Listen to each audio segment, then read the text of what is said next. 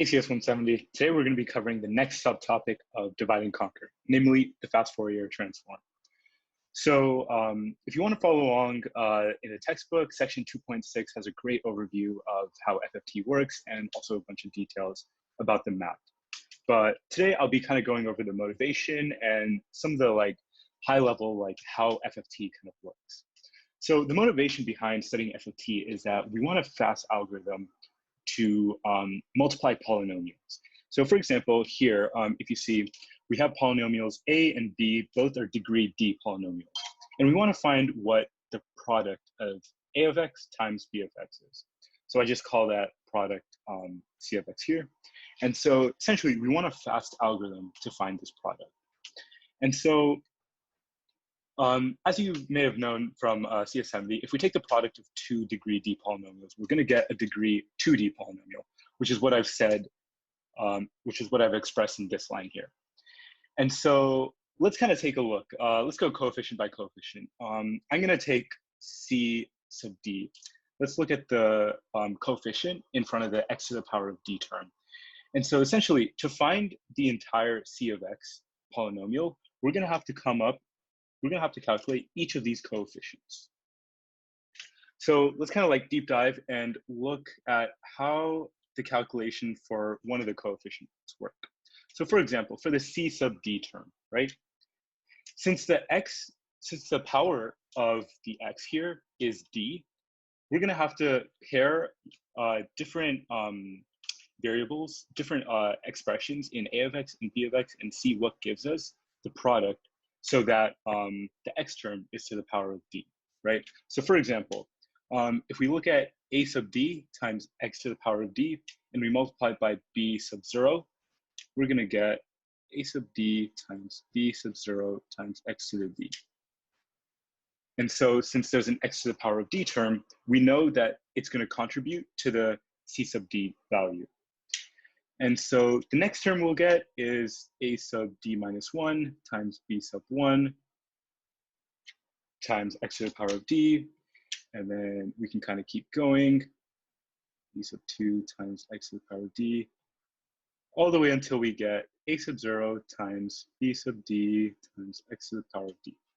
And so again, all I'm kind of doing here is taking different combinations, different matchings of different terms in A of X and B of X, because we're trying to find the coefficient C sub D, which is a coefficient of the X to the power of D term in the product.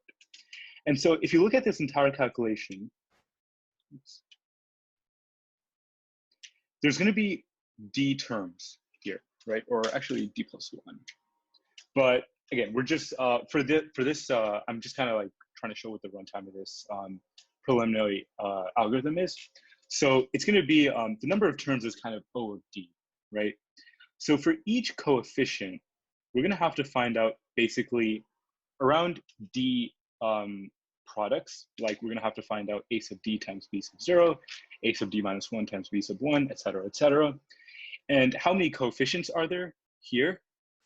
There's about 2D plus 1, right, coefficients. Because there's 2D plus 1 terms, which means we have to find out 2D plus 1 coefficients. And so for each of these 2D plus 1 coefficients, we're going to have to do on the order of D calculations. So if we kind of multiply those, we're going to get an algorithm that runs in O of D squared runtime. And so basically, what is this showing? It's basically showing that if we kind of go the quote unquote basic way, which is kind of multiplying these polynomials by hand, matching different coefficients in A of X and B of X, we're going to get a pretty, a quadratic runtime algorithm, right? And so that's pretty good, but we can definitely do faster, right? And so that's kind of where FFT comes in. We're using FFT to speed up the polynomial multiplication process. And so to kind of give an overview of the design or where FFT comes in, we're going to have to understand the two different ways we can express polynomials. So one way is in this way, which is called in the coefficient view. So if I just copy this over real quick.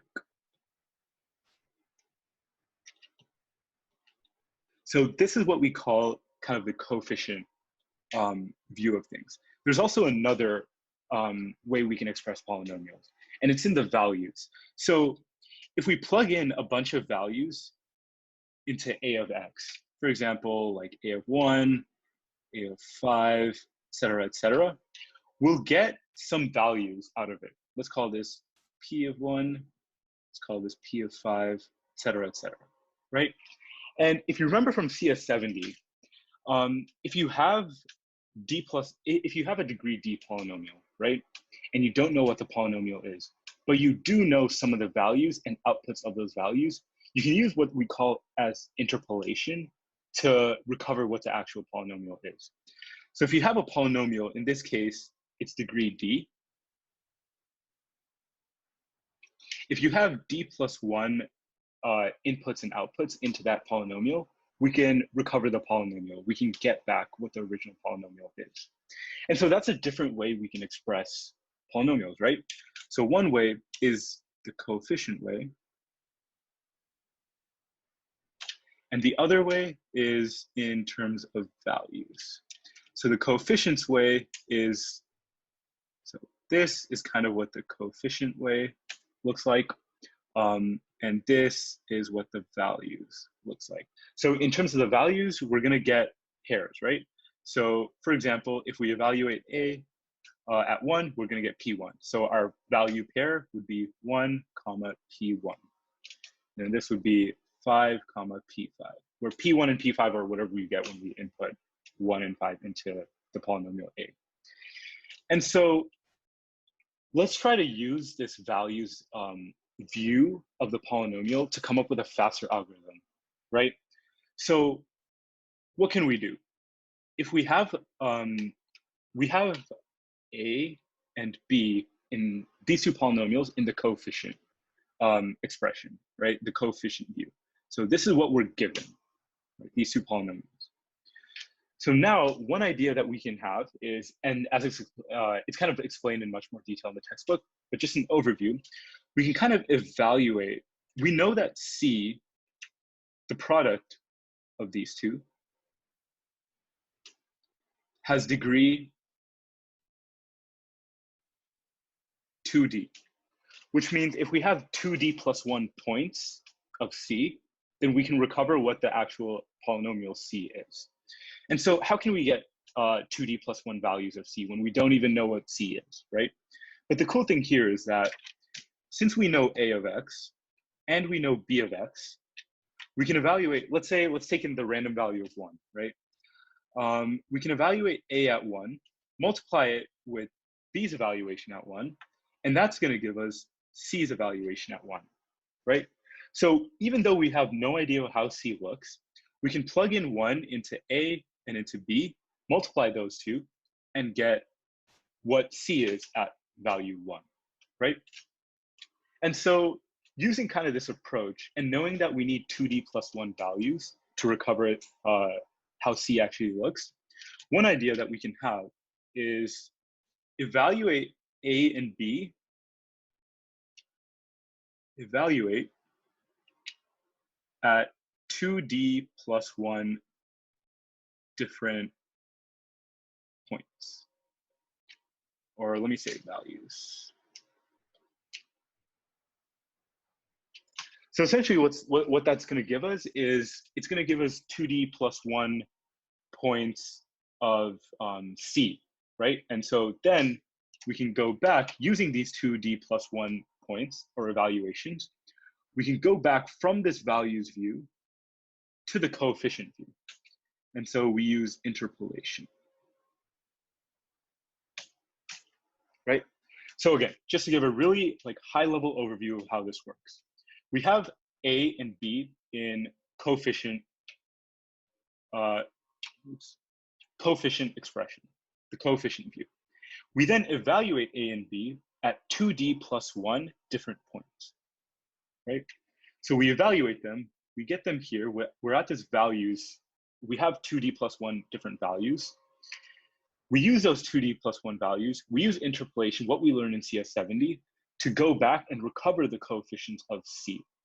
And so at the end of this, we're gonna get back what C looks like and what the coefficients of C are. And so where FFT kind of like comes into picture is in this evaluation step. Why? Because normally, if we just want to evaluate A and B at a bunch of different points, let's say 2D plus 1 points, that's kind of like the straightforward way of doing it. But it turns out that doesn't really help us come up with a faster algorithm. It keeps the runtime the same, right? Where FFT comes in is it gives us a much better way of actually evaluating the polynomials A and B at 2D plus 1 different points. So yeah, that's just kind of like giving you a bigger picture of like where FFT fits in. And as you'll like understand later, FFT also helps out with the interpolation step. So that's where the inverse FFT comes into play. Again, this is just to give like a high level overview of like where FFT comes in, so you guys have a sense of where, like how things are working. And in the next video, we'll get into the details. Okay, so diving into the details of FFT, we want to speed up the evaluation process. So to do so, we're going to have to find ways that we can make that whole procedure more efficient. And so the first step that we take is, let's go over the first step, right? So take a look at A of X, it's just some random polynomial. So the first step that takes place in kind of like building that intuition for FFT is splitting the polynomial into two smaller expressions, sub-expressions, basically. The first one is on the left side here. It's basically the sum of all of the even powers in all the terms that have even powers, right? So if you look here, it's 4 times implicit x to the power of 0 plus 3x squared, which is even term, plus 5x to the 4th, which again is an even term. And the second expression is here. It's the sum of the terms that are odd powers, right? So 6x to the power of 1 plus 2x to the cubed. And so to go one step further, let's factor out an x right here. So then what we do is we kind of denote this expression as a sub e, which is kind of like the even terms of a of x, and this expression as a of o. So 6 plus 2x squared would be a of o. It's kind of like the odd terms, right? And so basically now we can express a of x as a of e of x squared, since each of the terms here are x squared, right? They're all even, which means they're all x squared to the power of something. Plus x times a of o times x squared as well. Because that's kind of like the motivation why like I factor out an x right here, is because now all of the terms remaining in a sub o are, they kind of look like exactly like this even expression, right? There's 6 times x to the power of 0 plus 2 times x squared, et cetera, et cetera. And so now we can express this polynomial a of x as a of e of x squared plus x times a sub o of x squared as well. And so, okay, what's the motivation behind doing that? The motivation behind doing that is we want to make this whole process efficient. So we want to find, again, we want to evaluate polynomial a and polynomial b at 2D plus 1 points and then take the product of those. So we want to find kind of the points that make it as easy for us as possible to do that. And so if you take a look at, so this expression here is kind of when we plug in x. If we plug in negative x into the same thing, you'll notice something really cool. It's that, so if you plug in negative x into where x is, all the places where x is here, you'll get that negative x squared just stays as x squared. And then here there's a plus x that turns into a minus x. And then you have a sub o of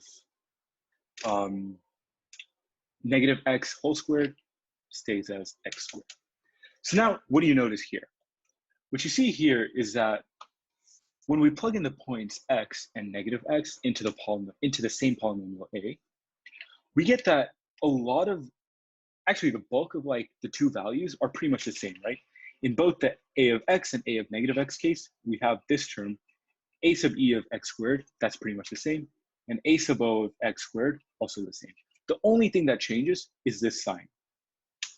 So pretty much, again, we're trying to make this process efficient. We're trying to, yeah, so here, we see that there's a lot of repeated work, which means we only need to calculate a of e of x squared once and a of o of x squared once. And doing that once kind of sets us up to find out 2 points, like a evaluated at 2 points. So it basically like halves the work that we need to do. So I'm just gonna like summarize that here. The repeated form halves the work. Since we want, like, let's say we want to evaluate a at, let's say like n points, right? Now, if we plug in x and negative x, we have so much repeated work that it kind of sets us up to only do n over 2 of the work, right? And so that's kind of where the divide and conquer concepts come into play. We have this a of x polynomial that we want to evaluate at a bunch of points. We split it up into a sub e of x and a sub o of x.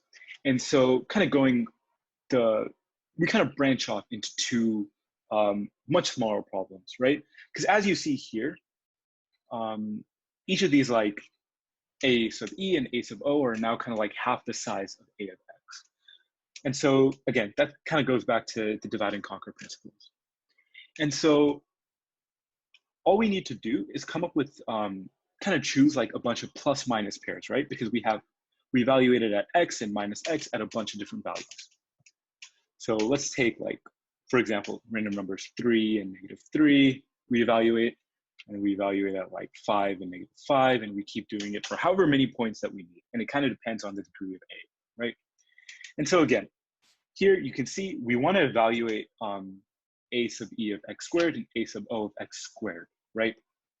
And so it kind of breaks us down. So we're originally at the a sub x level, and then when we go down into the a sub e level and the a sub o level, we kind of combine these, and we want to look at the squared value, right? 3 squared and 5 squared, because that's what we're putting into a sub e and a sub o, the squared values, right? So we have x squared. We're going to want to evaluate a sub e of x and a sub o of x at these points. And again, there's going to be a bunch of other points, however many you need. So, okay, it seems like all straightforward so far. But there is one problem though. We want to divide and conquer all the way to the base layer, right? We can't just do one layer, like kind of go from a sub a of x to just kind of split it up once.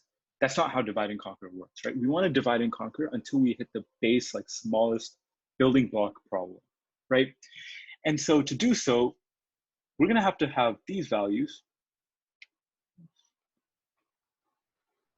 like this 3 squared, 5 squared. We're going to get a bunch of other squares, let's say like 7 squared, 10 squared, etc. We're going to have to be able to combine these in the same way, right? So there's going to have to be like another value that we can combine with 3 squared that will serve as its plus minus pair, right? The whole reason why it was so easy for us to divide it at the first step was we were able to find this plus minus pair, this x and negative x, that simplifies the work for us a lot, right? So the difficulty here is in the first layer, we kind of choose those plus minus pairs. We choose a 3 and negative 3. But once we divide it, once we go one layer deeper, we kind of lose that plus minus pair, right? We don't know if there's going to be another value here that we can use as a plus minus pair. In fact, 3 squared is 9. We're going to have another value be negative 9 in order for us to use this pair as a plus minus pair to kind of make this process efficient. But the problem is, so yeah, we're going to need, so again, kind of starting over here, we're going to need, so we already have 3 squared, which came from the 3 and minus 3, but we're going to have another pair that yields us negative 3 squared. But that, you should immediately stop there and wonder, like kind of imagine like how in the world would we ever combine 2 values to get negative 3 squared, right? So originally, if we plug in 3 here, we'll get a sub e of 3 squared here. And if we plug in negative 3 here, we'll still get a sub e of 3 squared. So that's kind of where like a lot of work is, it's made like a lot more efficient because there's a lot of repeated work. But the whole problem here is that we can only do that at 1 layer. We can't repeat for future layers because we're going to need 2 values. We're going to have to choose 2 values that gives us the pair of negative 3 squared. And so that's where kind of like it should ring a bell, like complex numbers might be the way to go, because using complex numbers, we can take the square root of like a negative value, right? We can deal with these negative square values. And that's what the next video Lily's going to cover. Thanks, Neil. In this video, we'll cover why it's a good idea to use complex numbers, and in particular to the nth roots of unity as the points of evaluation. So there's huge construction outside my apartment, so please ignore the drilling noises. But first, let's give a quick recap of complex numbers in polar form. If you're already familiar with this, feel free to skip ahead for a couple of minutes, and I'll see you then. But for everyone else, every complex number can be written as a plus bi, where a and b are real numbers. We can draw this on the complex plane as the point a comma b, where a is in the direction of the real axis and b is in the direction of the imaginary axis. Equivalently, we can write this in polar form, r e to the I theta. So r describes the magnitude, or the distance to the origin. So this is r. And theta describes the angle that this connecting line makes with the positive real axis. This is theta. So again, given the information r and theta, we can specify a point on the complex plane, and we can specify a complex number this way. These are sort of equivalent ways of representing complex numbers. And in this particular mini lecture, we're really interested in polar coordinates because it gives us a nice way to visualize multiplication. So if we have 2 complex numbers, r e to the I theta and then r prime e to the I theta prime, multiplication yields r prime e to the I theta plus theta prime. So we are summing up the angles but multiplying the magnitudes. You can imagine that if we're dealing with the unit circle on the complex plane, or numbers where r equals 1, then e to the I theta times e to the I theta prime is just e to the I theta plus theta prime. So on the unit circle, multiplication is just summing angles. All right. From this point of view, if we're multiplying numbers on the unit circle, we have a very nice way of thinking about it visually. Now let's talk about roots of unity.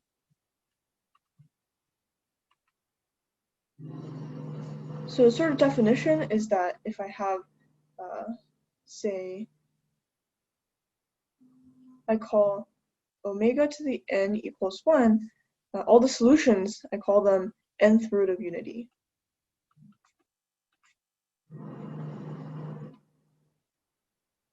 Okay, so clearly, anytime 1 is always a solution to this thing because 1 to the n is always 1. But in general, there are a total of n solutions that satisfy this equation. And on the complex plane, they look like endpoints spread evenly on the unit circle. I don't know how many points I drew here, maybe 1, 2, 3, 4, 5, 6, 7. So this would be a representation of the 7th root of unity, sort of loosely speaking. I'm sort of, just spread evenly. This is not as even as I thought it would be, but trust me, they're spread evenly.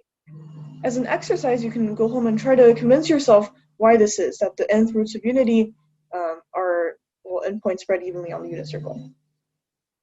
All right. In particular, we're interested in the 2 to the nth root of unity. What this means is I take, well, 2 to the n points on the unit circle. So in the case that n is equal to 3, we get 8 points here. 8 points. All right. And I have some very nice properties that 2 to the nth roots of unity satisfy. So the first property is that they're plus minus paired.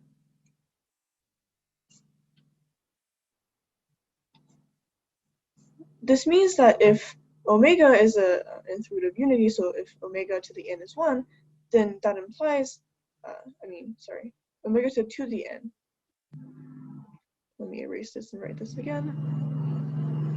Omega to the 2 to the n is equal to 1, then I can say that negative omega to the 2 to the n is also equal to 1. And this is because 2 to the n is always even, and so this is equal to omega to the 2 to the n. The other nice property is that it behaves well under squaring. So what I mean by this is that if I have omega as a 2 to the nth root of unity, then omega squared is a 2 to the n minus 1 root of unity. Why is this? We can see this by sort of rewriting this equation. We can write omega to the 2 times 2 to the n minus 1, which is just sort of taking out a 2 from this expression here. And we can sort of rearrange this to say this is omega squared to the 2 to the n minus 1 power. Okay? And this is equal to 1. So what this means is that omega squared as a number to the n minus 1 power is 1. So omega squared is in fact a 2 to the n minus 1 root of unity. What is this good for? We can notice that if omega squared is a 2 to the n minus 1 root of unity, then it means negative omega squared is also a 2 to the n minus 1 root of unity. So even once we square them, it's still plus minus paired. So these are very desirable properties because you might remember from what Neil said, we had this problem. Let's recall what this problem was. We wanted to find a set of numbers to evaluate a to the x. We want to find some set of points such that we can plus minus pair them. In his example, we say we're evaluating the even terms and the odd terms.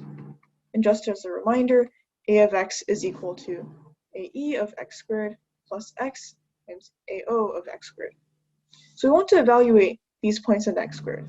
And we came up with a sort of clever scheme by pairing up points so that we don't have to evaluate at so many points. We can evaluate sort of half the points. So in Neil's example, we had -3, 3, -5, and 5. Right? So then when we're evaluating a of x, on the next level, we only have to evaluate at, say, 9 and 25. But we had a problem. Our problem was that once we do this first level, we cannot find plus negative pairs on this sort of plus minus pairs on this level anymore. So we can't keep combining further, right? So that's problematic. But the 2 to the nth roots of unity give us a very powerful tool to make this work. Let's see how this is. So again, at the top level, we're interested in evaluating a to the x, and the next level, we're interested in evaluating ae of x squared and ao of x squared. At the top level, we have omega 1 and negative omega 1, omega 2, negative omega 2, and sort of goes on, right? And all of these numbers are 2 to the nth root of unity. I don't know, R, O, I'm pretty sure this is not a thing, but let's write this since I'm running out of space. So these are some points spread evenly on the unit circle, and if you take them to 2 to the nth power, they become 1. All right, and they're plus minus paired, as we said before. Each number has its pair. All right, so now on this next level, we combine these to have omega 1 squared, omega 2 squared, etc. And so now on this level, we're dealing with 2 to the n minus 1 roots of unity. And on the unit circle, this would look something like this. Right? If we previously had 8 points, 1, 2, 3, 4, 5, 6, 7, 8, then now we have only 4 points because we pair them up by pairs. And again, we have plus minus pairs. So this allows us to keep going with this. And at each level, we're guaranteed to have plus minus pairs. Because at each level, we're still dealing with 2 to the something roots of unity.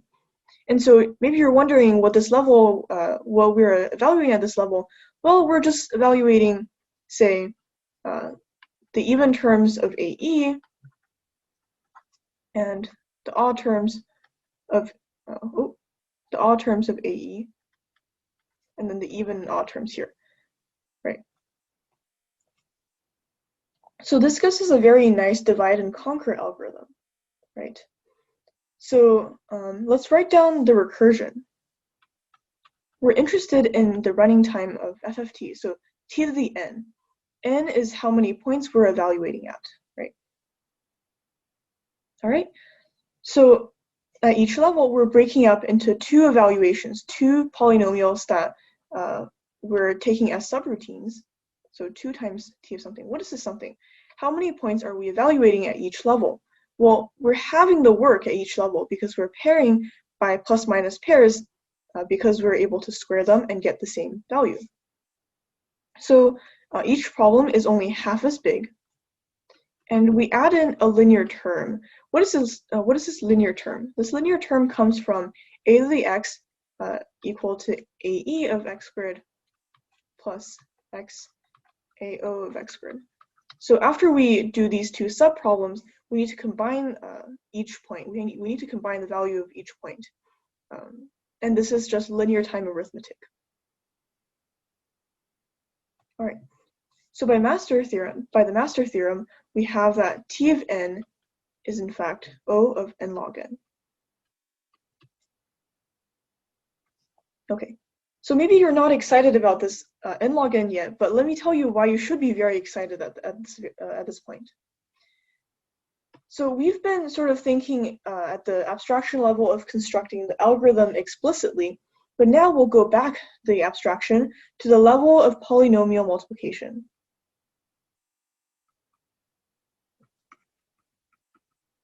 So this is, the huge overview. The entire motivation of doing all of this work is to multiply polynomials efficiently. Remember, we started with the coefficient form, where we represent some polynomial by just a set of its coefficients. So we're dealing with a degree d polynomial. Okay, and then it's hard to multiply in this coefficient form, but we said it's easy to multiply in values form, right? Or points form, where we describe the same polynomial by its value at a set of points. So we have, say, x0, y0, x1, y1, all the way up to, say, xd, yd. All right. And it's easy to multiply here because, if you have 2 points, 2 polynomials, a1 and a2, and you have their value at, say, x0, then you just multiply their y values. Okay, so we want to build a bridge here. And this is our evaluation scheme. And remember, this whole process of FFT that we're talking about here is this evaluation scheme. And this is done in time n log n. All right. Now, we haven't covered this, but the inverse FFT takes values form to coefficients form, and it's called interpolation. So this is inverse FFT. But if you read the textbook, this is basically the same algorithm, just taking the inverse of the matrix we're multiplying by. I won't go into too much detail here, but this is also O of n log n. So in this entire polynomial multiplication problem, we take, say, two polynomials, ax and b of x.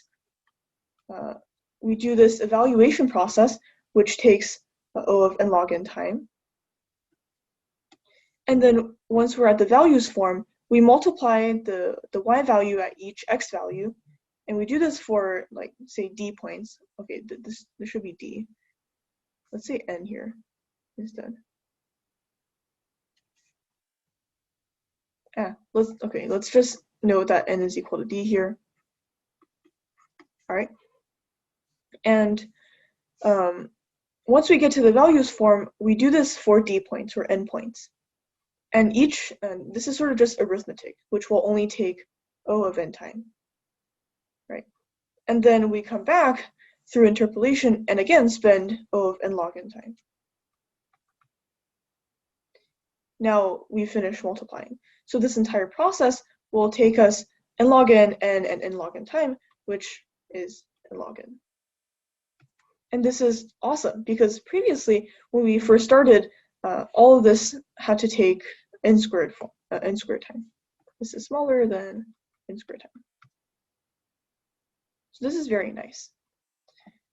Now we can go one more abstraction level. We go all the way up again, and we use FFT as a black box.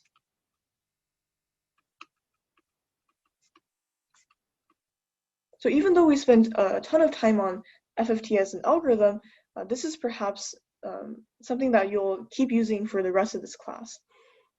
This is that if I have two polynomials, a of x and b of x, with max degree n, then multiplying them only takes O of n log n time. So yeah, this is using FFT as a black box. You pass in two polynomials, and you get their product. All right. And so now that we're at this very top level of abstraction, we're done for the day. And yep.